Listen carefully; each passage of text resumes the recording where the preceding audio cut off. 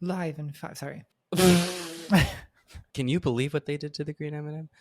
I'm sure that'll come up. Oh, I'm sure. We're going to transvestigate all the candies. Hello, and welcome back to A Bit Fruity. I'm Matt Bernstein, and I'm so happy that you're here. Can you imagine a reality in which you constantly have to prove to everybody that you meet that you are the gender that you say you are? Well, that's just a daily reality for trans people. But I really did write this like I'm like a... It's 60 minutes. Yeah. Well, that's just a daily reality for trans people. But this Olympic Games, it became the reality for one of the best cisgender athletes in the world. That is so 60 minutes. We're going to cut to someone, on location. What does it mean to get transvestigated? Who gets transvestigated? What gender are you, listener? I don't care, but JK Rowling would like to know right now. I guess that's a little less 60 minutes. What gender are you? What gender is anyone? I mean, you don't have to do that. But today, we are going to use the latest global sports controversy, and I put that in air quotes, as an entry point for broader conversations about gender, race, surveillance, and some really weird Facebook groups. To do that, we are once again joined by friend of the show, ex-philosopher, YouTuber, someone who I admire so much, someone whose work you're probably already familiar with, but if you're not, then I'm jealous of you because you get to experience it for the first time after you listen to this podcast. Natalie Wynn, aka Contrapoints, welcome back to A Bit Fruity. Thank you for having me back. I am so happy to be here. This is getting a little professional. Okay, yeah, we should I say fuck? It's gonna degrade really fast. Like we're gonna start we're gonna start talking about the dumbest tweets that have ever been made. We're gonna be doing some light slander about mold. Before we get into today's show, if you would like to support the show or you would like more of the show, you can get that over on Patreon. The link to the Patreon will be in the description for this episode. I do exclusive episodes over there every month. This summer, I have been working on a multi-part series about the Bi Sister scandal. So we're having a lot of fun over there. This is my job. I didn't know you had done the Bi Sister episode. I need to go listen to that because I also am like a Bi Sister scholar casually. It was so fascinating. I mean, I remember I could not stop looking at my phone when that was happening. I remember going to see a movie with my mom and my brother, and the entire time on the way back from the movie, I was like staring at my phone. I was trying to explain to them like why this controversy was earth shattering. They're just like, "What the fuck are you talking about?" Tati Westbrook is over party. I know. I mean, because it's also like so comedic. It was over vitamin supplements. Well, it's like vitamin supplements, and then she tried to like manufacture this moral crusade, right? Because otherwise, no one would give a shit. Because she's mad that her vitamins aren't being endorsed by that. Like who cares? Tati Westbrook became YouTube's Anita Bryant. No, if she became Anita Bryant, like it was over hair vitamins. Sorry, I just derailed you again. On July 30th, 2024. Once beloved children's author, now user of X.com, JK Rowling tweeted, "What will it take to end this insanity? A female boxer left with life-altering injuries? A female boxer killed?" It's Leviosa, not Leviosa.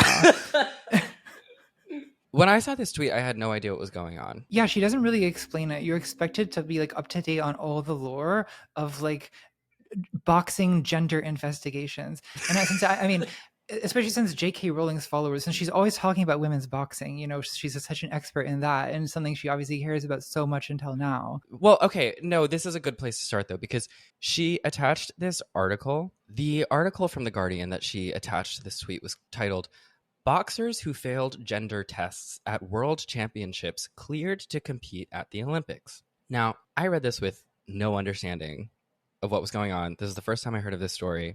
And looking back now, it seems incredibly irresponsible of a publication like The Guardian to publish a headline like this. Yeah, The Guardian is not necessarily known for their most responsible covering of what they call gender issues or gender debate. So I guess that didn't surprise me. What did surprise me was that this was coming up, considering that I knew that there was no transgender athletes competing in the Olympics.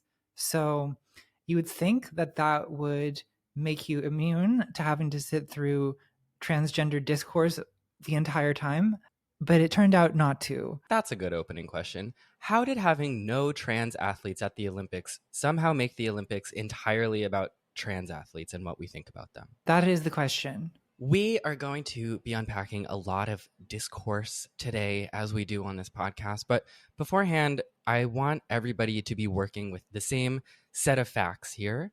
And so I have made a little outline for myself with some background information that you need to know to understand what we are going to talk about for the rest of this episode. So for a couple of minutes, I am going to be telling you the story of a boxer and two different boxing organizations and a little bit of Russian corruption, a little bit of Putin, and we're going to work from there. It sounds like a spy thriller. It basically is. It basically is, yeah. Except everyone's getting investigated. Imane Khelif. Imane Khelif grew up in the village of Tiaret, Algeria. She grew up in relative poverty. She played soccer growing up, football there, with boys. And boys were mean to her growing up because they were intimidated by her, and she is tall. And interestingly, the way that she got into boxing was from dodging punches that guys would throw at her. Starting at 16, she would sell scrap metal to afford the bus fare to the training gym, which was in the town over. And after a few years of training long hours every day, she began competing in international competitions for boxing. In 2020, she competed in the Tokyo Olympics and lost in the quarterfinals, which is interestingly never mentioned in this conversation about the alleged man dominating boxing, because like when she was losing, she was never accused of being a man. Right, this is a woman who's competed in the Olympics before with no one saying anything about it. No one. Literally no one.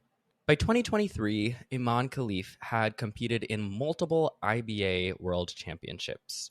She reached the finals in 2022, and it was never a problem. The IBA is the International Boxing Association. They host all of these world boxing competitions. We'll get to that in a second. She was going to compete in the finals in 2023 when she was disqualified for failing a quote-unquote gender test. Initially, the IBA said that she failed the gender test for having high testosterone levels, and then the president of the IBA, Umar Kremlev, more on him in a second, said that she was disqualified because the test showed she had XY chromosomes. Imane and her representatives said that she had been the victim of a conspiracy. Notably, neither the methodology for the test, nor Imane's results, nor just like anything about what this test actually was, has ever to this date been made public. Notably, Imane's disqualification came 3 days after she defeated Azalea Amineva, a previously undefeated Russian boxer. Imane's disqualification restored Azalea's undefeated status. So what is the IBA? The International Boxing Association. It's an organization that governs amateur and professional boxing worldwide, and it has long been plagued by controversy and financial mismanagement. It previously worked with the IOC, that's organization number 2, the International Olympic Committee, IOC, to establish regulations around the Olympic boxing competition. In 2019, though, the IOC suspended the IBA over concerns about their financial mismanagement, and this is before all the Russian stuff, so bear with me. In 2020, 1 year later, Umar Kremlev became president of the IBA. This is when the IBA's relationship with the IOC, again, IBA, World Boxing, IOC, Olympic Committee, that's when it really falls apart. Who is Umar Kremlev? Umar has long been involved in the world of Russian boxing, and he's also a pal of Vladimir Putin. Umar made Gazprom, which is a Russian state-owned gas company, the sole financial sponsor of the IBA. So in 2023, the Olympics officially and permanently cut ties with the IBA over concerns that it was basically corrupt. It was just acting as a vehicle to promote the interests of the Russian state and Russian athletes.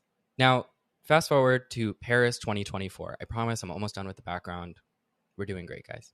Because the IOC cut ties with the IBA, the gender test that they ran on Imane Khelif, whatever that was, it meant nothing to the IOC. And so this year, Paris 2024, the Olympics said that Imane could compete. And this is when she enters the public imagination. In the second round of the women's welterweight competition, Imane fought Angela Carini, an Italian boxer. Angela quit that match in pain after Imane hit her twice. Afterwards, Angela Carini refused to shake Imane's hand, and she would go on to say, "It's not fair." which she would, interestingly, within days express regret about. But it didn't matter. The media ran with that story that it wasn't fair, that Imane Khelif had failed a gender test administered by the IBA, an organization that nobody who goes on to talk about any of the things we're going to talk about in this episode had previously known anything about. Nobody cared if the IBA was a disgraced, corrupt organization that has become a function of the Russian state.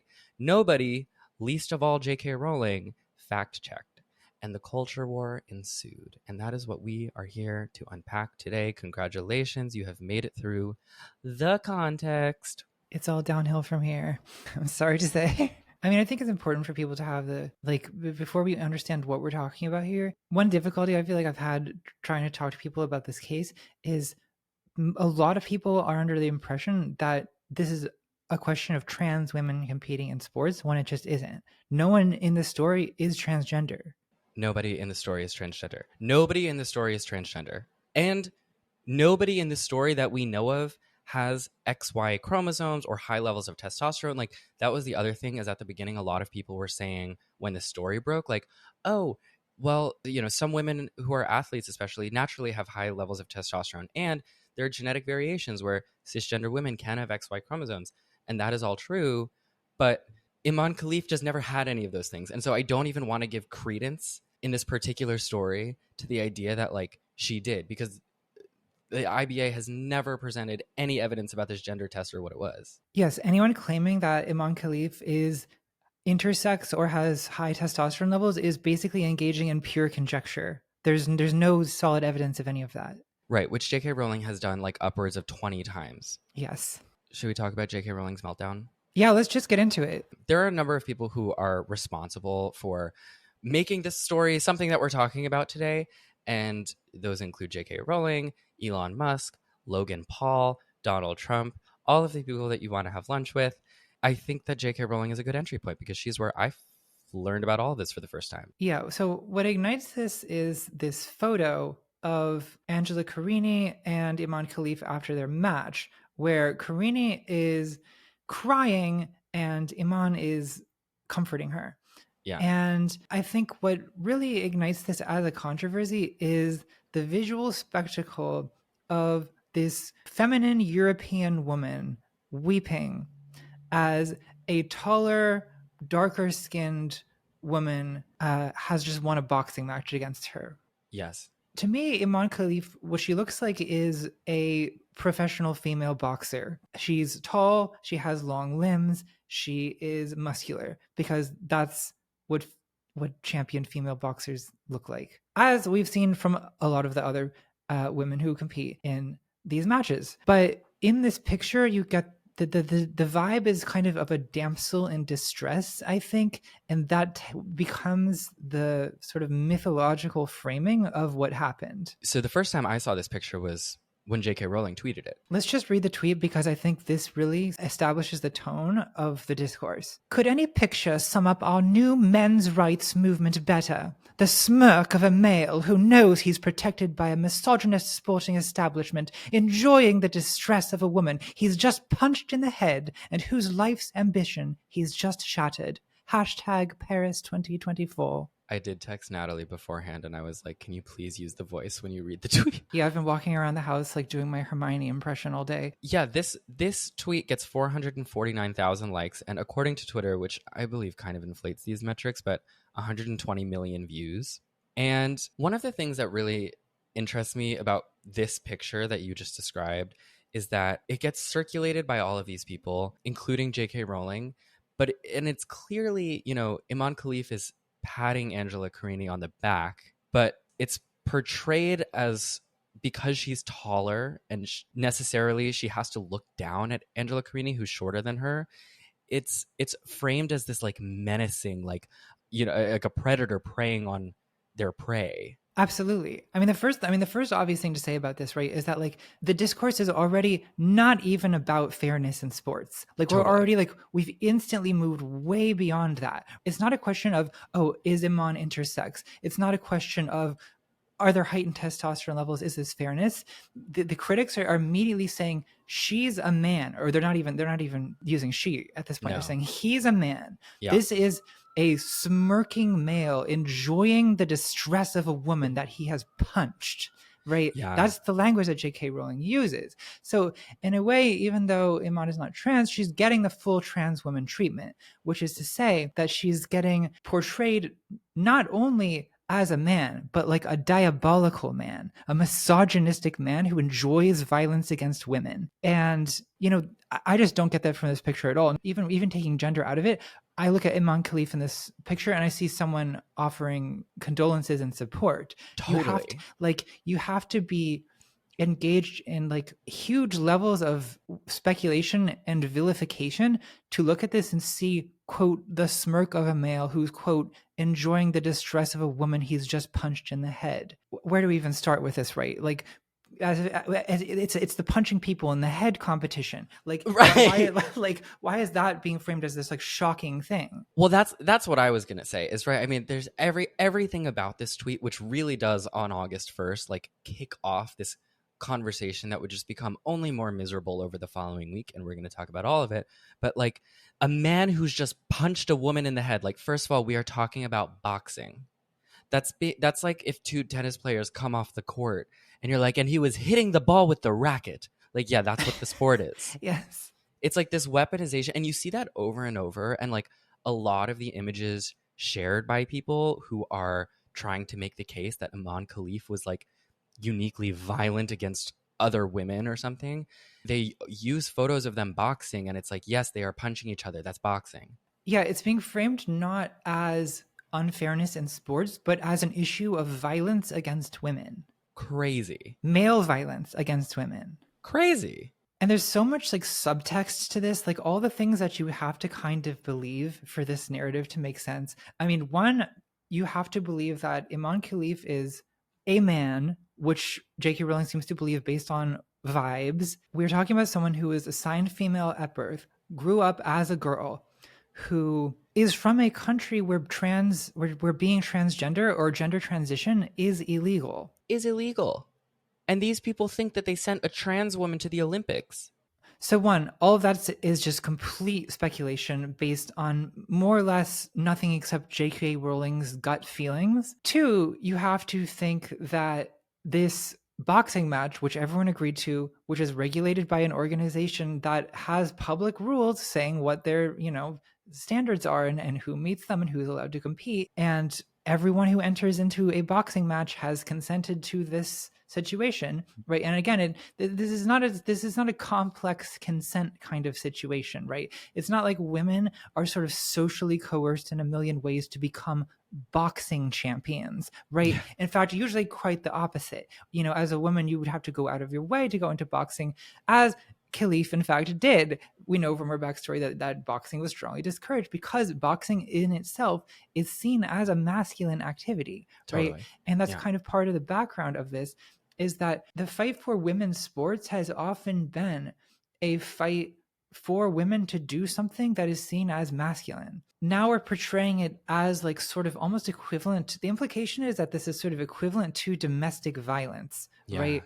Or that Imane Khelif is somehow like getting away with punching women because of like some little loophole in the rules. Like, life hack, want to hit a woman, simply become an Olympic athlete, as if men don't get away with hitting women every day all over the world, right? Yeah. As if domestic violence was only made illegal within the last 100 years in many places. Some places it's still not illegal. A sinister scheme is being invoked to explain what is a boxing match. You don't necessarily have to think that anyone involved in this has bad intentions, but the worst possible intentions are being ascribed to Imane Khelif, again, on no evidence at all. Yeah, Kat Tenbarge, who is a friend of mine who's a journalist, who is someone who I've had on the show a number of times, she reports a lot for her work, celebrity domestic violence cases. And I just remember her writing online that like she had never seen anyone care about an actual female victim of physical violence this way, ever. I've never seen it in my entire life. You would think that everybody was like actually diehard like into protecting women's rights or something, the way that they approach this conversation. They don't care about women. They just hate trans people more, or people who they think are trans people. Trans, gender nonconforming, the list is expanding. I mean, compare the way that the internet has received Imane Khelif to the way that the internet has received Johnny Depp. Yes. I think that says all that needs to be said. Treasure troves of evidence to show that a woman had been abused, and the entire world and the entire internet fought against it to protect the legacy and reputation of a movie star. Johnny Depp, who JK Rowling is friends with. Johnny Depp and JK Rowling is friendship. We have people like Elon Musk, JD Vance, Donald Trump, Piers Morgan, Ian Miles Chung weighing in to attack this woman. Suddenly, these people who have, I mean, some of whom are domestic abusers themselves, and none of whom have ever really spoken out about domestic abuse as an issue before, are now suddenly really, really concerned that a woman was punched in a boxing match. One thing I do want to say is that Angela Carini, the Italian boxer who initially said it's not fair, she retracted everything within like 2 days and then released a public statement where she was like, I really wish I hadn't behaved that way, and I regret not shaking her hand, and if I could see her again, I would embrace her. And a lot of people make her like kind of the villain in this whole thing, and I understand why. And there was a lot of definitely like the weaponization of the image of like white woman tears and all of that stuff. I just think that like at the end of the day in this media circus, I think that she is not the biggest issue here. Yeah, I also want to reiterate that I do not think that Angela Carini is the villain in this situation. I think that crying when you have lost your match in the Olympics is not unheard of, and Yeah. can sympathize. I mean, I think that she was being kind of a bad sport in the moment, but like most of the escalation of this into a global campaign of insane bullying, I don't think she could have foreseen that. No, in which she has denounced. Wait, right. She has condemned it, to be clear. Yeah, she has. And I think a lot of the things that people like JK Rowling and Elon Musk have said about this have been ascribed to her, but they're really just being said on her behalf without her permission. And that's the other thing that really distinguishes this from a case where a woman has been abused, is that usually in cases of abuse, there's a victim, right? There's someone who is claiming to have been abused. In this case, there isn't. It's a bunch of people who have decided that Angela Carini is a victim of male violence, quote unquote, despite the fact that this is a boxing match that she agreed to. And when she realized that she was facing an opponent that she could not beat, she tapped out. You could argue that boxing is inherently violent and that we should abolish full contact sports. I mean, there are like semi credible arguments that like abolish the NFL, like right, it's causing brain damage in all these men, right? Okay, but that's not a mainstream position, and no one here is saying that, right? No one is. It doesn't seem that anyone is advocating that boxing be abolished. No. All the attention is specifically on the fact that a woman who people are perceiving as a man based on vibes has hit a woman who kind of seems feminine and damselish in the way that this has been framed online. I would like to take a quick break from today's show to thank the sponsor of today's episode, NordVPN. One of my favorite TV shows of all time is the reality TV makeup competition show Glow Up. Glow Up stands, you already know. Sometimes we all need to unplug from the world of political discourse and just watch some people do makeup. It is a British TV show, and seasons of it do eventually come to Netflix in the United States, but only after like a year. The only way to watch it in real time as it comes out is on the BBC iPlayer, and the only way to access the BBC iPlayer is to live in the UK, which is a problem for me because I live in New York City. Enter NordVPN. Nord does a lot of things. It helps keep your data safe while you're using the internet. It masks your IP so people can't track what you're doing when you're online. And perhaps the most important to me is it has VPN servers in 60 countries, meaning you can use the internet as if you were from wherever the show you want to watch is available. And one account works on up to 6 devices, so you can just get Nord once and use it on your laptop, on your phone, on your tablet. Right now, Nord is offering listeners of A Bit Fruity a huge discount on their service and an additional 4 free months on every 2-year plan. That is a discount that I wish I knew about 3 years ago when I started using Nord. But hey, it is what it is. There's a 30-day money-back guarantee, so you don't have to worry about that. You can check out Nord and get that discount at nordvpn.com/fruity. That'll also be in the episode description. It's nordvpn.com/fruity. Now, back to the show. Would you like to read the next JK Rowling tweet? To provide a little context here, so we're moving into August 2nd, day 2 of the discourse, if you will. And between August 1st and August 2nd, a lot of people started to make light of the fact that, like, IBA is kind of a shady organization. We don't really know anything about Imane Khelif's biology. And looking into this to the extent that people are begging to is kind of dehumanizing.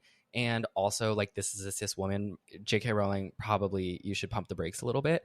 And so JK Rowling, famously very bad at accepting that she has ever wrong about anything, digs her heels in. I don't think I've ever seen, by the way, JK Rowling admit that she has been ever wrong about anything.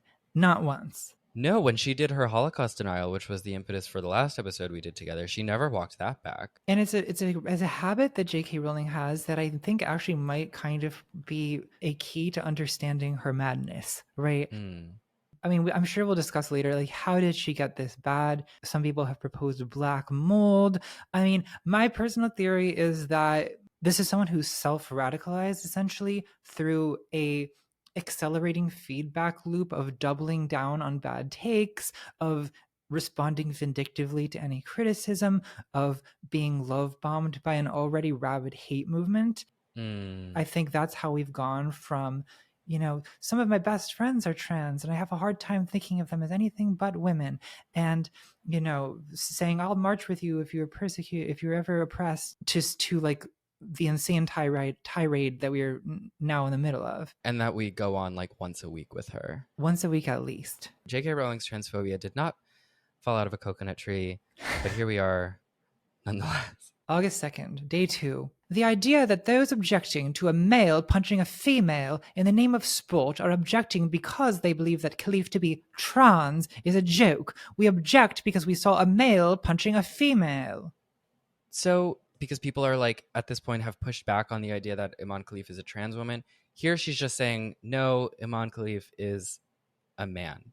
And I know that because I can see it. Yeah, she's saying that, okay, she's not a trans woman, but she's just a man. Okay, what does that mean, Joanne? I mean, you're saying that a person who was assigned female at birth, who has lived their entire life as a woman, is a man based on what?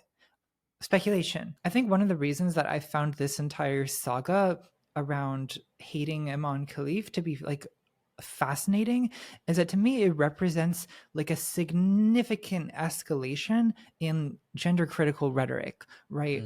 Where as I think that most of their most vicious hate in the past was kind of directed at trans. I mean, initially, right, JK Rowling denied even that. She was trying to maintain a front of compassion for trans people, but saying, oh, but I just have like a few concerns about the safety of women's spaces and so on. Years ago, she moved from that to just being openly vicious to trans people online, misgendering, just attacking random trans civilians' appearance for no other reason than essentially to be a bully.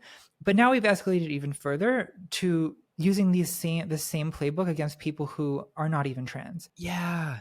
It kind of is a departure from what has previously been their theory of gender, right? Because you used to see gender critical people argue that, oh, the reason that trans women are not women is that they don't have like female socialization, right? You have to have been socialized as a woman to have the distinctive sort of traumas that are constitutive of womanhood, because they have this, sometimes they have like a very like victim centered idea of what it is to be a woman, right? To be a woman is to suffer in these particular ways. But here's someone who was assigned female at birth, someone who has been socialized as a woman, and yet they're saying, "Oh no, that's a man, and it's a misogynistic man, and we're going to misgender you, and we're going to vilify you." And there was a time when all of these people would agree, oh, a person born with a vagina could never be a man. And now that has also been abandoned. So what is it exactly that makes someone their gender at this point? It's not genitals at birth. It's not socialization. It's not hormone levels, presumably. It's basically nothing to do with phenotype at all. because otherwise they would have to say that trans men are men in a lot of cases, right? I think because of secondary sex characteristics. It seems basically to be a kind of like royal proclamation theory of gender identity, where it's like whatever Her Majesty JK Rowling Yeah. decides based upon vibes, that's your gender. Gender assigned by JK Rowling. Gender, no, that's literally what it is. It's gender assigned by J.K. Rowling. It's based on what she perceives. Assigned male at JK Rowling. Assigned male at Hogwarts. Assigned male by J.K. Rowling, and we're supposed to just accept that. It's fucking crazy. Well, so that was the thing that I noted with this tweet is she said, "We object because we saw a male punching a female. We saw." And it's like, okay, I thought the whole thing was being a woman is about what's in between your legs. But now you're telling me that it's not necessarily what's in between your legs. It's about what I see. Who's we? Who's we object? Who gets to decide? Who sees? Right, it's now a question of subjective perception, and whose subjective perception matters, because there's not agreement on this point. I do not look at Imane Khelif and see a man, quote unquote, right? So who saw what? Whose perception is the privileged one? I mean, presumably it's J.K. Rowling. It's also, I just want to be like really frank here. Like, what did you see? You saw a woman, Imane Khelif, who was insufficiently performing femininity, right? And you said that is a man. And you said that maybe because she was too tall, or maybe because she was too brown, or she was too strong, or she punched too hard at like in the boxing match, or she didn't have on makeup, or she had a wide jaw, or like whatever it is that you think you saw, and like you saw a man. I don't even like want to give any credence to this. She's just saying, I saw someone who I thought looked like a man because they didn't look feminine enough. And that's the joke about this kind of like feminism, right? Because J.K. Rowling, of course, she would first and foremost identify as a feminist. And this is the thing, is that her version of feminism, trans exclusionary radical feminism, this is what it comes down to. And it kind of originates in this gender critical dogma that, quote, we can always tell. So Right. the idea is that they have decided to confidently maintain that they can always tell the biological sex and therefore gender of a person, true gender, right? Because they believe in that, of a person based on their own perception, right? They think that they always get it right. And I mean, obviously that's demonstrably wrong, because we could point to a million of examples of gender critical people getting it wrong. Including this one. Including like, just silly things where someone online will like post a picture of JK Rowling to some transphobic person and being like, so are you saying that this is a man? And they'll be like, yes, that's a man, because they've been primed by the situation to think that the picture is going to be of a trans woman, so it causes them to perceive the woman in it as, quote, a man, right? And anyone could be transvestigated in this way. And what they're doing is they're exploiting a kind of feminist idea that like women need to trust intuitions, and we all need to trust our gut, because there's people who will try to gaslight women and who will try to use the norms of femininity and agreeableness to put women in uncomfortable situations. Okay, I understand that that's where this idea comes from, but the problem with always trust your gut is like, what if your gut is racist? And it probably is, right? Yeah. And I feel like this is a situation where always your gut is always right is not only incorrect, it's actually making you the dangerous aggressor. I mean, you could point to other situations like, I don't know, white women calling the police on black and brown men because they had a bad feeling about it. I mean, it's very like Emmett Till. It's very Emmett Till, yeah, exactly. And the concept of white woman tears is a concept that originates in non-white women pointing out this problem with the feminism of a lot of white women, where it sort of doesn't occur to white feminists sometimes that white women may not be the most victimized class on earth in some situations, right? And that there actually is a kind of power that comes with being particularly a feminine white woman. The patriarchy makes a confined space, granted, but also a nonetheless almost sacred space for the feminine white woman. And you see it in films like Birth of a Nation, where the idea of the white woman under assault from this like dangerous dark other is invoked, or in situations like the Emmett Till trial, right, where basically, right, a white woman adopting a posture of victimhood is weaponized against a non-white man or a non-white woman. It's hard not to see this as falling into that exact pattern. Yeah. So, for the rest of that week, JK Rowling, in the face of all evidence to the contrary, continues to tweet and retweet and tweet some more about how Imane Khelif is a man. And on August 7th, she tweets this. So, I'm going to send this one to you. So the gender critical account Fair Play for Women tweets, quote, "Be kind," they said. And there's a picture of a women's boxing match. And then JK Rowling quote tweets that saying, quote, "But not to women, they meant." Hashtag Paris 2024. This is, it really isn't funny, but like the putting hashtag Paris 2024 with the little Eiffel Tower emoji next to all of her like disgustingly racist and just like ridiculous and factually untrue tweets is so funny to me. She's like, that can't be a woman. She's not white. Hashtag Paris 2024. I know it's so like there's something so like twee about using this hashtag after like it reminds me of that tweet where she tweeted about her children's book, The Ichabog, and then like accidentally like control pasted the text of some insane screed about trans people and TERFs that she had been writing elsewhere. It's kind of the fascinating paradox of JK Rowling in general is that there's this kind of Jekyll Hyde thing where it's like, oh, children's author who writes whimsical stories about wizard school on one hand, and on the other hand it's like these like insane venomous diatribes about the transsexuals. Yeah.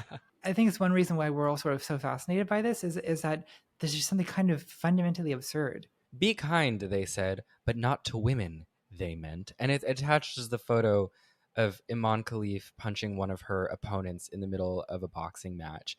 And again, it's this weaponization of like a narrative about violent men. And it's literally just two women having a boxing match. Boxing is hitting. Not to sound like a broken record, but that's what boxing is. Right, boxing is being unkind, I guess. Yeah. And this like I don't know, you could take any picture of two boxers in the middle of a punch and like frame this as like, wow, that's not very nice, is it? Like, Yeah. well, don't watch boxing then. I feel like there's something else subtextual going on where it's unclear. I mean, if she thinks that what she's claiming is a man in a consensual boxing match with a woman, this is fundamentally violence, and it's male violence against women, which the subtext is sort of that this resembles, intimate partner violence. And I kind of wonder, like, I mean, I guess the subtext, right, is that she doesn't think that it's unkind for women to punch each other in the context of a boxing match, right? Because she's not saying that. She's not saying abolish women's boxing. So, I mean, does she think that like women cannot commit intimate partner violence against each other? She seems to have. I mean, she seems to have this idea of womanhood where it's like to be a woman is to be a victim and to be like a kind of delicate flower or something, right? And that's not a new idea. There's an interesting book called In the Dream House by Carmen Maria Machado about her experience being in a abusive lesbian relationship, and like like the difficulties of like how do you talk about that when it's something that one, it's like, could contribute to the stigmatization of gay people. There's an anxiety about that, but there's also a lot of people who sort of don't understand that women could be capable of committing domestic partner violence in a way that kind of echoes the way that like British courts 100 years ago, they struck down a law that was going to make female homosexuality illegal because the British Parliament, I think, decided that it simply is not possible for there to be a sex act between women because it's missing the masculine element. I think that there's a quote from some member of Parliament who said something like, without the penetration, like how could orgasm be possible? So it's also like the English Parliament collectively admitting that they don't know what the clitoris is, which is funny. This book that I'm talking about, it echoes it like with cases. Sorry, I have it right here because I wanted to mention it. Like there was a case in 1892 where there was, a incident of lesbian domestic violence. Alice Mitchell slit the throat of her girlfriend, Frida Ward. And the court kind of couldn't make sense of this as killing between lovers, right? Because they just could not grasp that these women were lovers. In the last century, in 1989, there was the first case ever of battered woman syndrome being invoked as a defense in a case where a woman killed her female partner who was abusive. And the judge actually would only allow the defense if they changed the phrase to battered person syndrome, because they just didn't get how a woman in a lesbian relationship could be a battered woman. Mm. But what battered woman means is to be the victim of a man. So there, I don't know, there's this long history of sort of not understanding that like women are capable of doing active, masculine, aggressive things. And I feel like I certainly think it's subtext for how for how JK Rowling views lesbians in general as this kind of sexless separatist movement or something. But I also think it's how she views boxing, where she thinks that, you know, female athletes must be sort of fundamentally dainty victims, and she like sort of can't wrap her head around the concept of a powerful, aggressive woman in sport. Sorry, it was a long ramble, but No, it was good. We have one more JK Rowling tweet, and then I'm gonna put us out of our JK Rowling, our misery. only to be graced by Logan Paul coming up. Right, It really does only get worse. it's just sinking to the bottom. You know, I want to just say, like, amidst all of this, like, JK Rowling is sending millions and millions and millions and millions of people to eviscerate Imane Khelif online.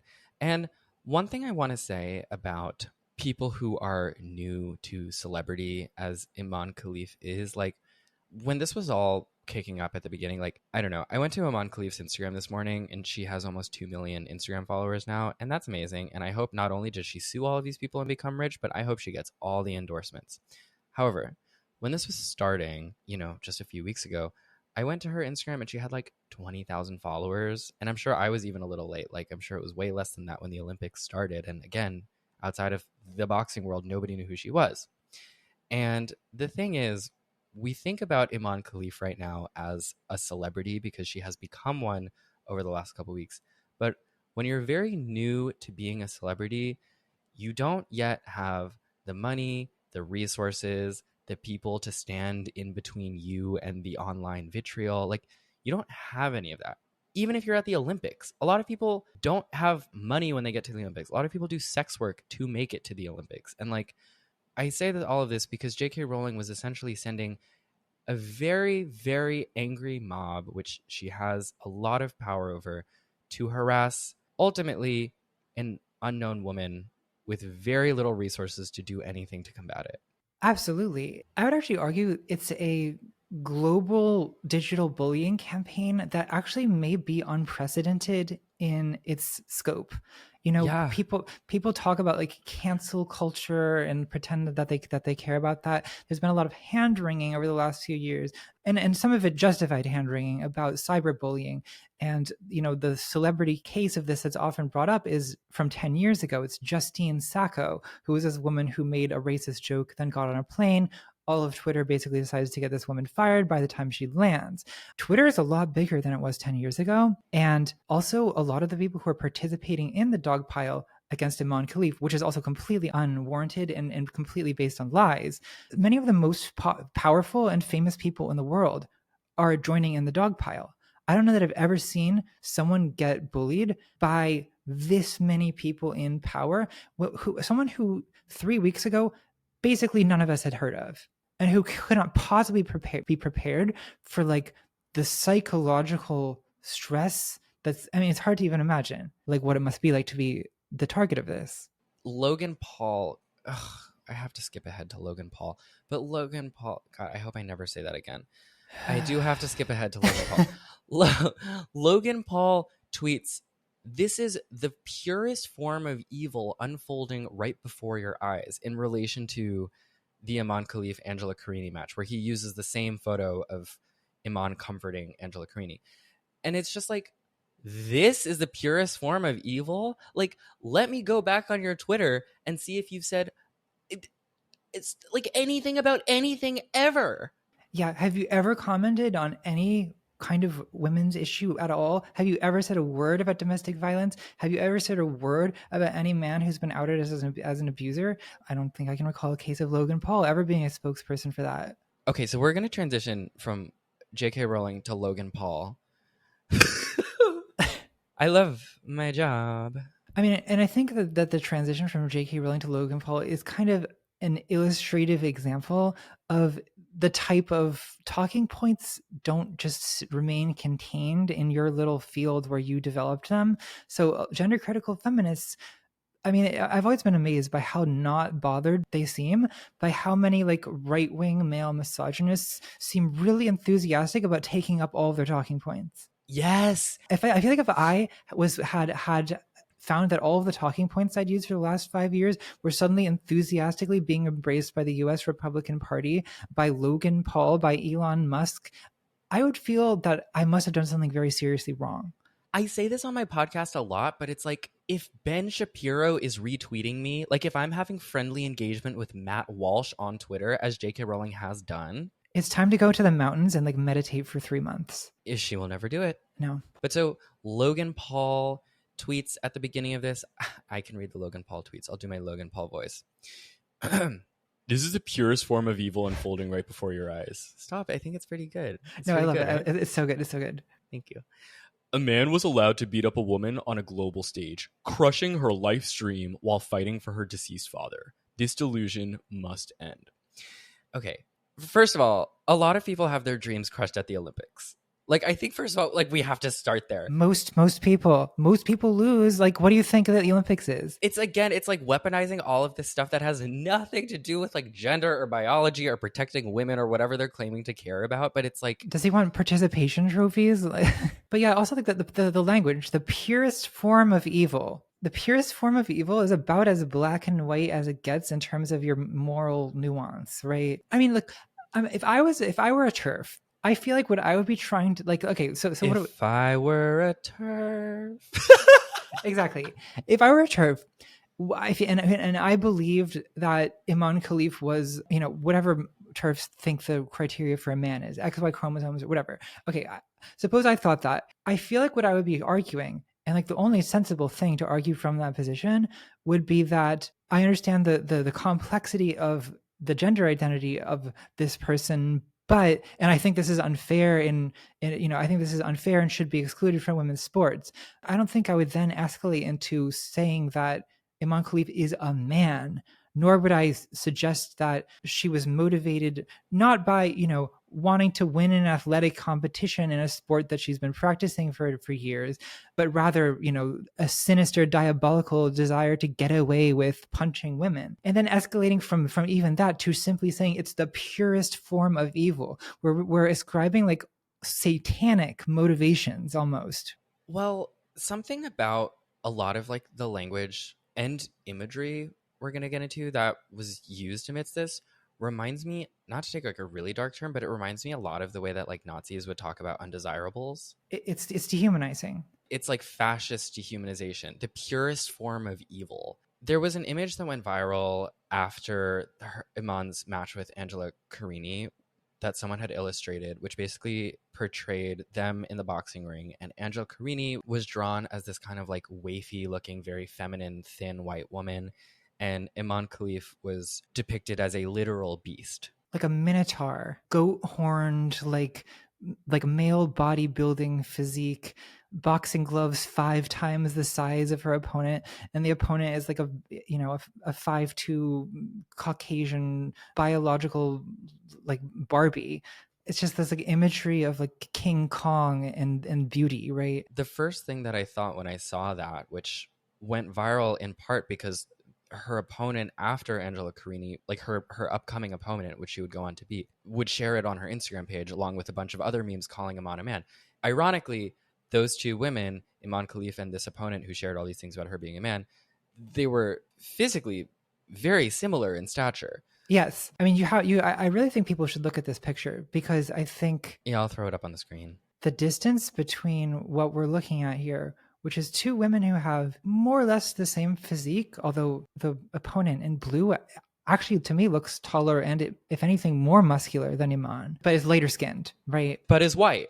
Yeah. This is where like it's hard. There just is no non-racist explanation for this, right? Mm-hmm. Because what we're seeing is Imane now not just being portrayed as a man, but being portrayed as like a subhuman monster. Well, right. And the first thing that I saw when that image circulated was that like, oh, this reminds me a lot of Nazi propaganda about Jews and other like quote unquote undesirables in the 30s and 40s. Like There's this one image in particular that I'll put on the screen, but it was from 1942, and it's Nazis would do this like in their propaganda where they would like portray Jews sometimes as like ants, Yeah. but also as just like, like monsters and satanic looking ghouls and beasts, and like seeing trans women or just like people who people think are trans women portrayed that way, it's like very haunting to me because dehumanization is, one of the steps of fascism. Absolutely. And I have to say, as a white trans woman, I have seen white trans women portrayed as monstrous or as like hulking muscular men who are dangerous to women, or as kind of like hideous abominations. But I don't think I've ever seen this level of like animalization with like Mm, literal horns. There's just, like I said, I think only racism explains why this imagery would be invoked. yeah, yeah. Logan Paul, amidst people pointing out that he has done a spreading of misinformation, tweets, he's such a fucking idiot. Tweets, oopsies. He literally starts the tweet with oopsies. I'm not making this. Oopsies. Are you like Are oopsies? you fucking kidding me? Oopsies. I might be guilty of spreading misinformation along with the entirety of this app. So it's like, not only did I do it, but everyone did it. We were all doing it. Like, haha, we all did a little oopsies. We all did like, no, Logan Paul, we did not all do a little. Okay, Matt, get through the tweet. Although she's been previously disqualified for failing a quote unquote gender test and has XY chromosomes, false. That's false. Some sources say Imane Khelif was born a biological woman. I stand by my sentiment. And the sentiment in question was that Imane Khelif is the purest form of evil. Exactly. And then, so he basically is like, oopsies, I made a mistake. And then in following right up, because the common theme with all of these people is that none of them can ever be wrong, even in the face of literally just being wrong, he tweets again, is my opinion that men shouldn't be allowed to compete in women's sports transphobic? With a poll where people can answer yes or no. Because it's like, okay, well, maybe I was wrong about Imane. Maybe Imane's not trans, but hey, it's still wrong for trans people to be included, right? It's just like, Yeah, it's like I may have been factually wrong, but in a different, more spiritual sense, I was correct. And then he immediately pivots to like whipping up a transphobic mob, despite the fact that there's not even any fucking trans people involved in this situation. I got like really, really fucking frustrated when all of this was like swirling around. And I made this Instagram post where I attempted to dispel all of like basically the mainstream narrative that people like Logan Paul and JK Rowling had propagated at this point. And it got so much traction on Instagram, which of course I was grateful for, but like it made me simultaneously so upset that it is like people like me, people like you, it sometimes feels like all we can do is push back. That like the people like who create the center of these conversations are like these just like fucking idiots. Yeah, the worst people and the least intelligent and the least scrupulous and the least moral people have the hugest microphone in the world. And they're all so rich and so well cushioned in every aspect of life that they are answerable to no one, that they're accountable to no one. All of these people spread misinformation to enormous audiences. The other tweet that I had here was Elon Musk retweeted Riley Gaines, who posted a picture of Angela Carini writing, I stand with Angela Carini, men don't belong in women's sports. And Elon Musk, to the tune of 1.8 million likes, wrote, absolutely. There was never a retraction from Elon Musk. There was never a retraction from Riley Gaines, bless her heart. There was never a retraction from JK Rowling or Logan Paul or any of these people. They can say whatever they want and they are accountable to no one. And they are so, and I cannot stress this enough, so stupid. And this is really, I think, exacerbated by Elon's ownership of Twitter, or X or whatever we're calling it. Yeah, fuck X. Yeah, fuck X. I know. Is it like you can't, like, no one knows what you mean if you say X. Great branding, by the way. There's no accountability in part because Elon wants this website to be his propaganda tool.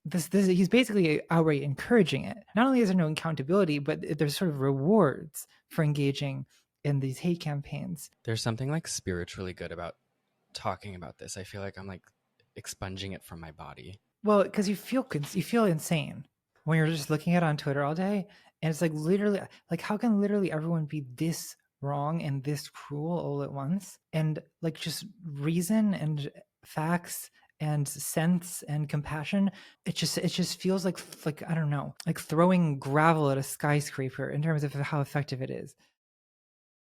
You know, I do this whole operation myself. I research and film and edit this podcast. I do all the social media stuff. It's all me. It's all me. And I'm not complaining. I love my job. I do. But one does run out of time to do, other things that you need to be a person, like cooking. And so I would like to thank Factor not only for sponsoring today's episode, but also just, for existing. Factor is a meal delivery service designed by nutritionists and prepared by gourmet chefs. And everything is ready in 2 minutes. I mean, that's the kicker for me. There's no shopping, there's no cooking, there's no preparing, there's no cleaning up. Work smarter, not harder, On Factor, there are all sorts of nutritional and dietary options, so you can make sure that you're getting the ingredients and the nutrients that you want, no matter what your needs are. And with 35 meals to choose from each week, you won't get bored. No shade to the gym bros who cook grilled chicken to eat for a month straight. Really, no shade. If I could, I would, but I can't, so I don't. If you would like to try Factor, head over to factormeals.com/fruity50 and use the code fruity50 for 50% off your first box and 20% off your next month. That's factormeals.com/fruity50 with the code fruity50. Thank you so much to Factor for sponsoring today's episode, and let's get back to the show. There were a number of mainstream publications also who published entirely false narratives about Imane Khelif. The Boston Globe published an article titled, you want to read it? The title of the article is Transgender Boxer Advances. That's the title. Bold, the headline. Jesus fucking Christ. And then they released an apology in the form of an editor's note. Oopsies. They didn't say oopsies, but Can you imagine? They start their editor's note with oopsies. They wrote, a significant error was made in a headline on a story in Friday's print sports section about Algerian boxer Imane Khelif, incorrectly describing her as transgender. She is not. Additionally, our initial correction of this error neglected to note that she was born female. We recognize the magnitude of this mistake and have corrected it in the e-paper, the electronic version of the printed Globe. This editing lapse is regretful and unacceptable, and we apologize to Khelif, to Associated Press writer Greg Beacon, and to you, our readers. And I just want to say that, any of the retractions that were made from anyone about publishing false information about Imane Khelif, they usually correctly apologize about being wrong about Imane Khelif. But I do want to clarify that, being transgender is not a bad thing.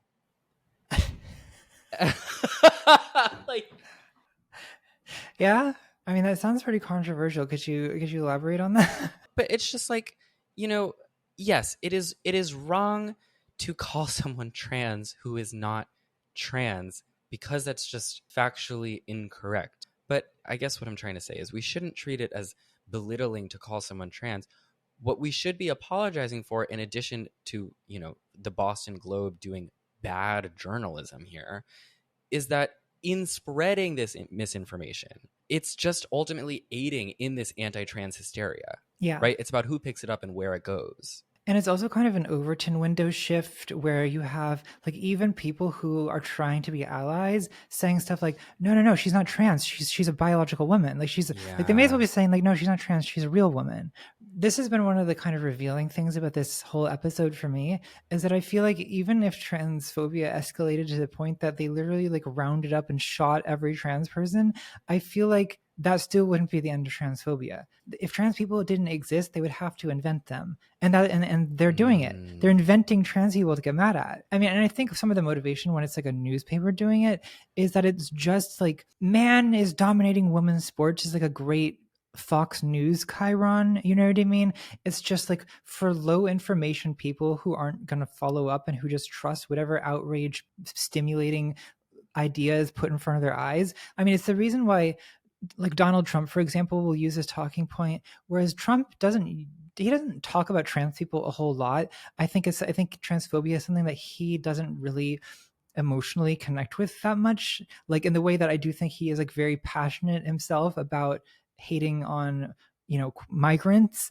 Like, he's very racist. I don't think transphobia came naturally to Ron DeSantis. Yes, and it shows, right? Because like DeSantis almost couldn't help himself from bringing it up, right? And that's kind of the distinctive thing. Whereas with Trump, it always feels a little forced. He seems like he often can't even really get the transphobic talking points straight. Like I recently thought, like he recently did this press conference where he was talking about Tim Walz, and he was like, "Yeah, Tim Walz, he supports things you've never heard of. He's big into the transgender world." And it's Yeah. like, big into the transgender world. Like what does that mean? But the one thing that he does seem to be able to get right in terms of he uses the right transphobic rhetoric is he says, "I will put an end to men in women's sports." Yeah, I think he posted that, right? Yeah, he posted, and he did post that specifically about the Imane Khelif Oh situation. yeah, he attached a picture of Imane Khelif. So I think there's a kind of sledgehammer simplicity to this talking point where it's kind of tempting for media and for right-wing politicians to use it because the people in the audience don't need to have any idea what they're talking about. Just that slogan, it gets people angry. And when people are angry, they click on things and they go to rallies and they vote. Yeah, I'm looking now. He said at one of his rallies, "This young girl from Italy, she did not know what hit her. It's a person who transitioned. He was a good male boxer." Like, he doesn't even know how to be transphobic. He's just saying, Yeah, he like, doesn't even know how to be transphobic. he doesn't even know. Baby's first transphobia. Also, like again, like listen to the vocabulary choice. Like this girl, okay, a girl, not a woman, a girl from Italy was beaten up by like a male boxer, a great male boxer. Well, what's interesting though is that oh my god, misgendering Donald Trump. Oopsie. Well, he said he uses any pronouns. Right. Oh, he's fluid. Yes, in the latest with Laura Ingraham, he's fluid. Laura Ingraham, yeah. Kamala Harris in her Twitter bio, which I never noticed until this morning, states her pronouns as she/her. What are your pronouns? I don't want pronouns. I don't want pronouns. I saw So that. you're fluid? What is that? But what's interesting is he first describes Imane Khelif as a person who transitioned. Like, gender neutral pronouns and gender neutral language, I think, comes more naturally to Donald Trump than transphobia does. Yeah, completely. Good for her. Good for her. I want to talk a little bit about the trans sports debate and what I think it really is about. The trans sports debate, in preparing for this episode, I learned is about 100 years old. There's a century-old history of sex testing, specifically in sports, and particularly administered to female athletes who are accused of not actually being women because they are too good at their sport. Interestingly, where do all signs lead when they don't lead to Reagan? Nazi Germany. It dates back to the 1936 Summer Olympics, which was held in Berlin in Nazi Germany, which that Olympic cycle was also used by Hitler as a way to like promote his regime. The idea to introduce gender testing in the Olympics was introduced by a bunch of Nazi party members who basically lobbied members of the IOC, the International Olympic Committee. We're learning so much on this episode, as part of their ongoing panic to weed out undesirables, right? And these Nazis were basically able to start a panic big enough for the IOC to introduce a rule that would allow athletes to challenge the gender of their competitor via physical examination. And this humiliating ritual was only banned in 1996. Michael Waters wrote a book about all of this called The Other Olympians, which is really interesting. And if you want to learn more about the history of sex testing in sports, you should go read it. I don't really want to talk a lot about this episode. Actually, I don't want to talk at all in this episode about trans fairness in sports.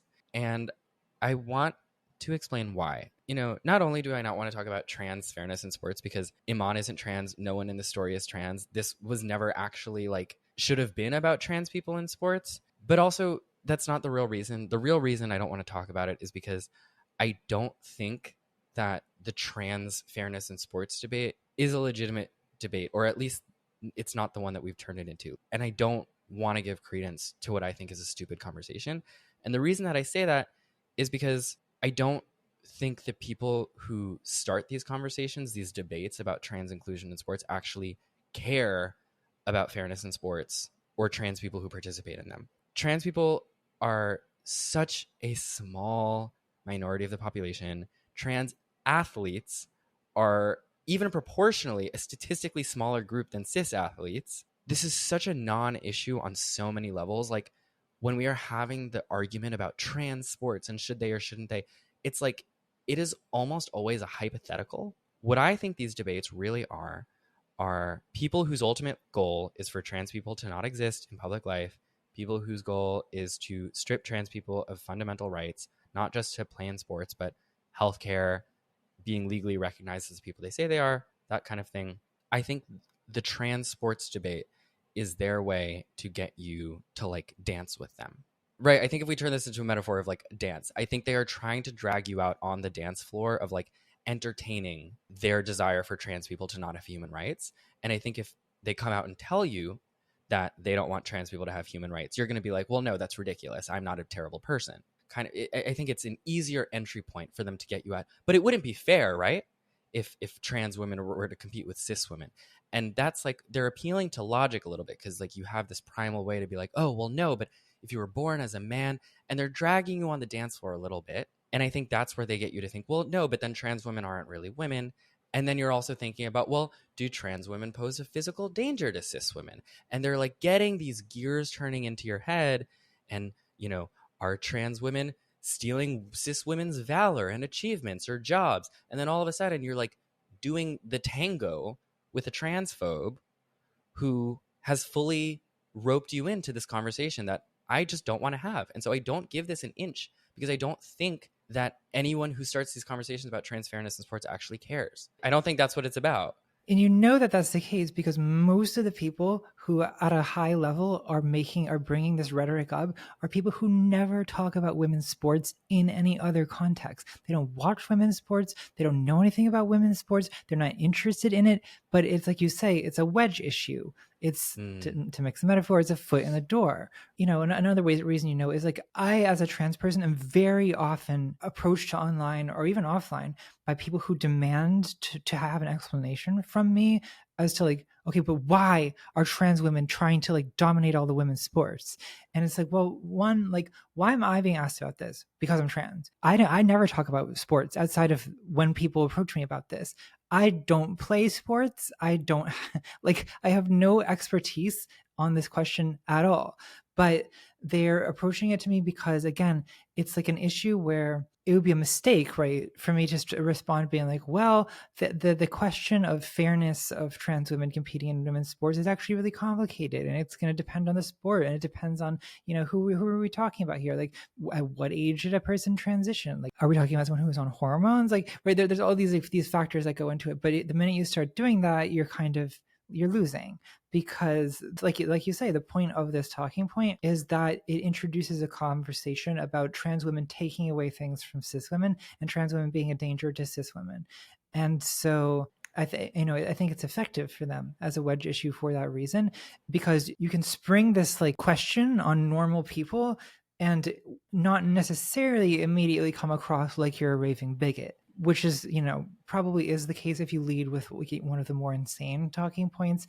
You're never gonna have success as a anti-trans fanatic talking to the man on the street about autogynephilia or one of their more like abstract, almost occult kind of talking points where it's like you can't lead with that or you sound like a crazy person. But I think you can lead with, well, I'm concerned about fairness in sports, without sounding like you have an almost perverse obsession with trans people. I mean, I think often the best thing to deflect is to simply point out, like, there's no trans women in the Olympics. Why are you talking about this? Every time a trans woman wins any kind of sports competition at any level, it becomes national news, basically. Totally. And so people have a few cases on hand to point to, but like there's not a single sport at any level that is being dominated by trans women. None. Yeah, literally. It's like, yes, we have the whole country talking about like a high school field hockey game. Fabulous. It's a completely hypothetical problem. Who gives a fuck? It's like, I know you don't care about it, and neither do I. We don't care. We're talking about the humanity of trans people. Like, that's what this is, and that is why I'm not talking today about trans fairness in sports. I don't care. I will say, if you genuinely care and want to engage with this on like a substantive level, a friend of mine, Skylar Baylor, who is a trans man who swam on the men's swimming team at Harvard, who has dedicated a big portion of his career to like dispelling myths and explaining, you know, all these things about like variations in hormones and depending on when you started transitioning and what you've gone through and what you haven't gone through and where that puts you in the sports conversation. Like he explains it in, you know, really interesting and nuanced ways. But I think the majority of people don't actually care. The majority of people certainly participating in the conversation about Imane Khelif don't care, and we're not going to talk about it. Okay, Natalie and I just took a short break from recording, and I checked my phone, and the first thing I saw was Trump in a new video from a rally he did yesterday, which I guess he did last night after, because, okay, to contextualize this for anyone listening, we were recording this the day after Imane won the gold medal. And Trump said in a rally last night, "I'd like to congratulate the young woman who transitioned from a man into a boxer. You saw he won. You saw he won. She won the gold medal." What? He doesn't know how to be No, transphobic. he doesn't. Like the concept of transphobia, he's actually kind of he's trying to learn, right? He's doing his best. He's putting in the work. Like he's educating himself. He's listening trying, and he's right, learning. he's listening. He's learning. He's taken his seat. He's trying to learn how to be a transphobe, but he's still having a little bit of a hard time with it. You know, sometimes he struggles with the language and the pronouns. He's trying to get better at always calling the people they're mad at a man, but he'll get there. He'll get there. It can be tough, I guess, at first, you know, but I think we should give him some time. So I said it was all downhill from the top, but the truth is we are going to have a little bit of fun.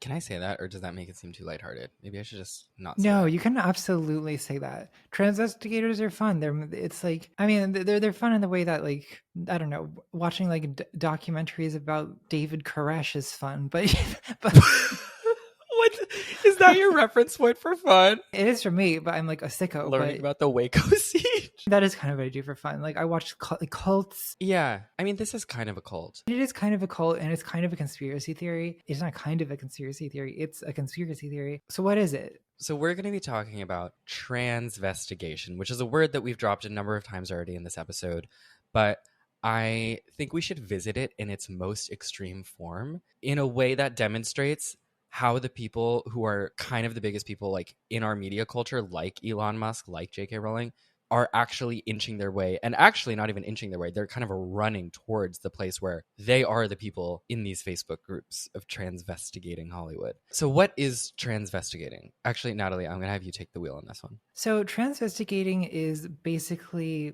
armchair social media behavior where you sort of, in the way that conspiracy theorists do their own research, quote unquote, you investigate the gender of various celebrities or even sometimes non-celebrities on the basis of things like the width of their shoulders, the like tilt of their eyes, the width of their brow bone. I mean, there's hundreds of, we could go on for hours about what they're the kind of people who post a lot of photographs of people with like circles and arrows and diagrams drawn all over it to decide like, oh, Hollywood has been telling us that Henry Cavill is a man, but if you look at the hip bone to waist ratio, you can actually tell that he is a she and a biological woman, right? So it's this is like the basic concept of transvestigating. You are investigating whether someone is transgender on the basis of whatever you've decided are the objective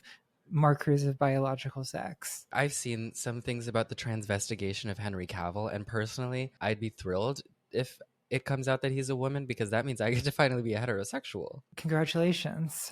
Which will thrill the family back home, I'm sure. Transvestigating, it's basically what we've done as a culture for the last 2 weeks around Imane Khelif. Like, this was one big transvestigation. Yeah. Right. And it, frankly, was just as nonsensical, albeit less entertaining, because there was someone, again, a previously random unknown person to the world, suffering the abuse through all of it. Right, and it had the pretense of being about fairness in women's sports, which transvestigation usually isn't. It's just like, I don't know, I guess a recreational activity to these people, or like a conspiratorial rabbit hole. I have joined a lot of transvestigation, as you can imagine, takes place on Facebook, in Facebook groups devoted to this, where it's just thousands of people posting pictures of celebrities zoomed in to where you can see each pixel, and they're just like, did you guys see this? Like, do you think Scarlett Johansson's a woman? Like, I have joined a few of these Facebook groups for research purposes. And entertainment, I assume. I mean, it is entertaining. It's just like these people think that everyone is trans. And in fact, I remember seeing one about Caitlyn Jenner and then more recently Dylan Mulvaney, where because these people are out as trans, they actually reverse transvestigate them. Like, hold on, I'm going to pull this one up about Dylan Mulvaney. Transvestigators have reverse transvestigated Dylan Mulvaney to conclude she must have been born a woman, forcibly transitioned to male as a kid, and then transitioned into female in adulthood. Yeah, so they posted a picture of Dylan Mulvaney in one of these Facebook groups, and someone named Krista wrote, possibly female to male to female. There are other body markers to look at as well. Shoulder to hip ratio, leg to arm length, the way their stride and strut presents itself. Sometimes it is very hard because some children are being transitioned before they hit puberty. So this person is basically arguing that Dylan Mulvaney was born female, forcibly transitioned to male in her like infancy, and then later came out as a female, which she was actually born as. There's another comment on this post that refers to Dylan as a, quote, possible double flipper, which is a new piece of jargon to me. I have never heard the term double flipper, but these people are so deep in it, they have a term for this. When someone like secretly transitions twice and then presents to the media as a trans woman, even though they're a cis woman who transitions to male first before tricking everyone by transitioning again.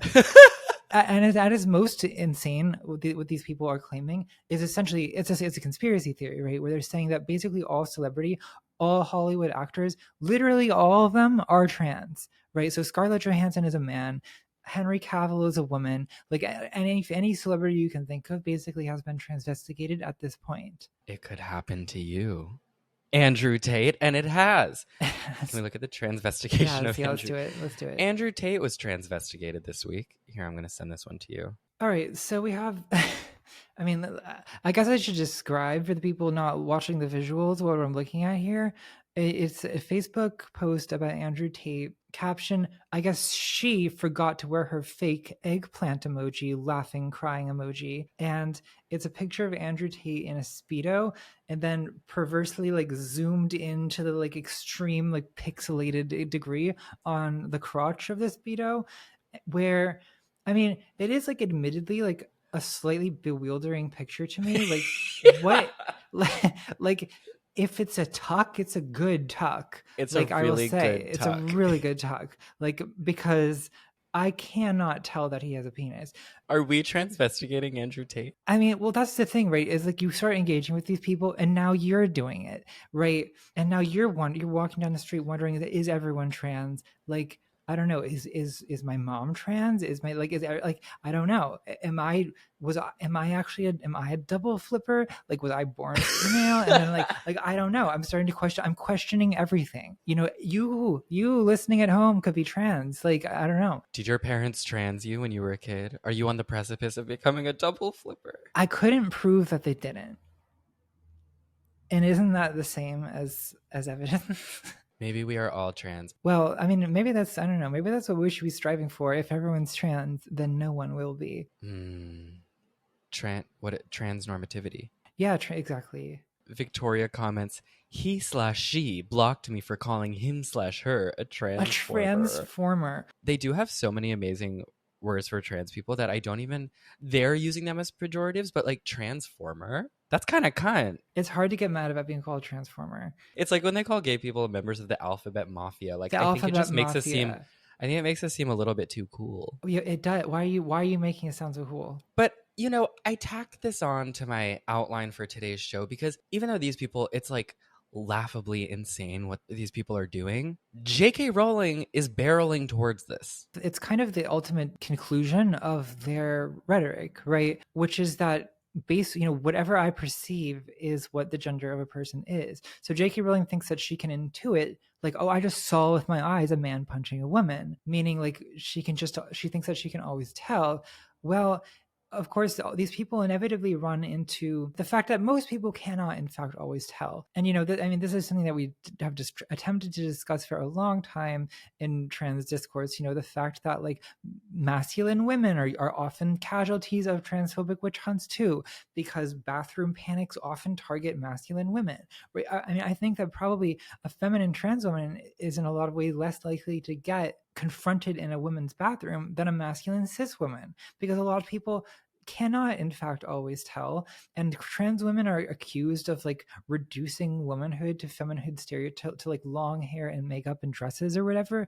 But a lot of these people, that does in fact seem to be how they perceive gender, right? There's been multiple other cis women in this Olympics who have been accused of being men on the basis that they're muscular and not wearing makeup because they're in the Olympics, an athletic competition. There's a video on Twitter, I should find it, of this female athlete like in tears, and she's wearing like now a full face of makeup and like feminine clothes and jewelry and everything to try to, I guess, reestablish herself as a woman in the eyes of the public, because people see a lot of female athletes, they have muscle because they're athletes, right? Yeah.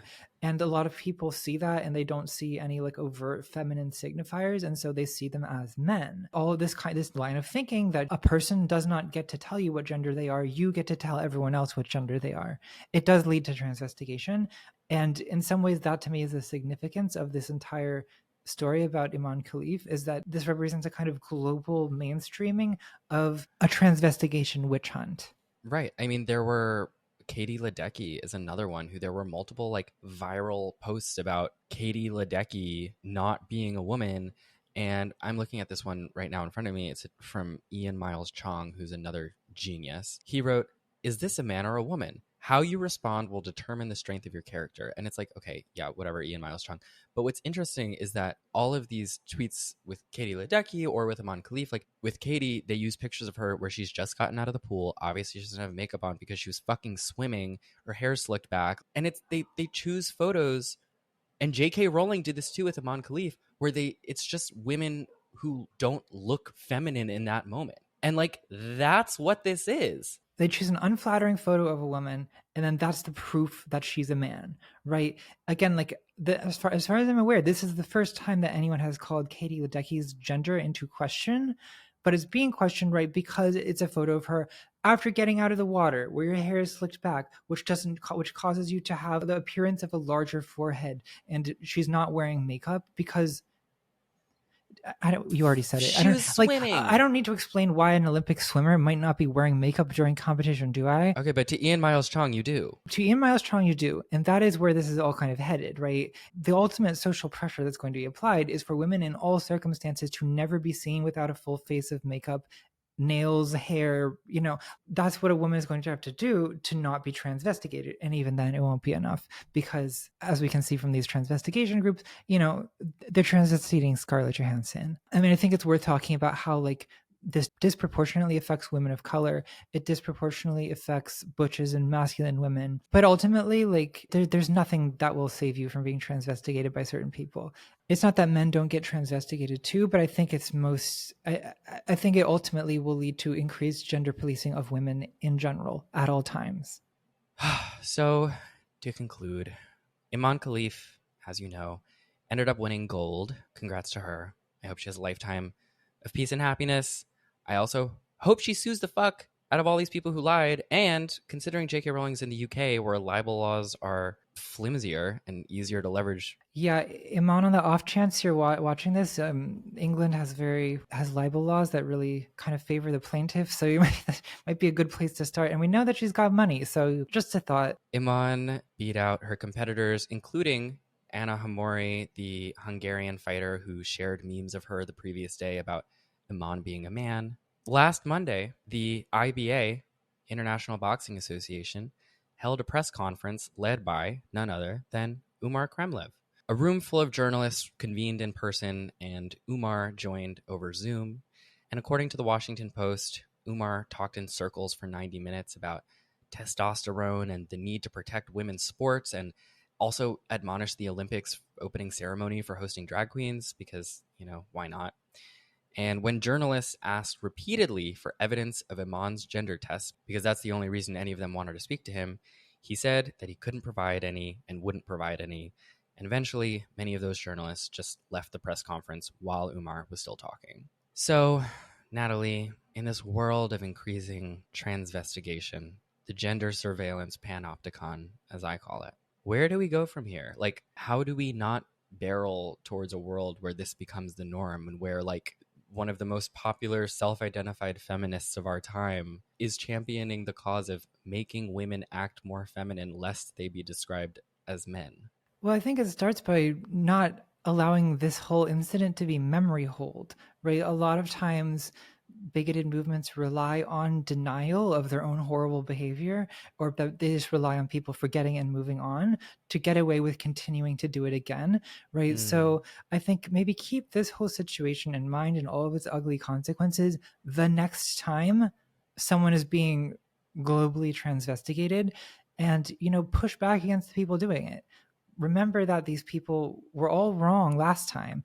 And I think that being aware of the way a certain type of moral panic functions can help you to kind of not get swept up into like really ugly witch hunt type of behavior. Also, I think sometimes the comedy of transvestigation can be helpful because transvestigators are ridiculous. And I think just laughing at this as like abnormal behavior in some ways is more effective than arguing against it, because some people in this conversation, JK Rowling among them, are not available for a rational conversation to be had. So what can you do but laugh at them and move on? Oh, you know what? This is where we'll end the episode. I just opened Twitter. Imane Khelif has filed a legal complaint for online harassment. Oh my God. We're on the up and up, kids. We're ending on a high note. We're winning. I hope she gets a lot of money. She deserves it. Hashtag Paris 2024. Hashtag Paris 2024. Natalie, where everybody knows where to find you, but I have a ritual of doing this, so I must ask, where can people find you? And you should, if you haven't, go watch her videos. Thank you so much. I am Contrapoints. That's the name of the YouTube channel. And it's also my handle on Twitter, on Instagram. I guess add me on Threads too, in case we decide that, we don't enjoy using a website owned by the kind of person who does what we've been talking about this entire episode. And yeah, thanks so much for having me on again. Oh my God, thank you for being here. If you have made it this far, you're welcome or I'm sorry. I hope that you had a little bit of fun today. No, that's not what I want to say. If you learned something from this, if you found this meaningful, feel free to share it with your family member on Facebook who shared some really disgusting shit over the last 2 weeks. And I love you. I appreciate you. We are all in this together. I love you so much. And until next time, stay fruity.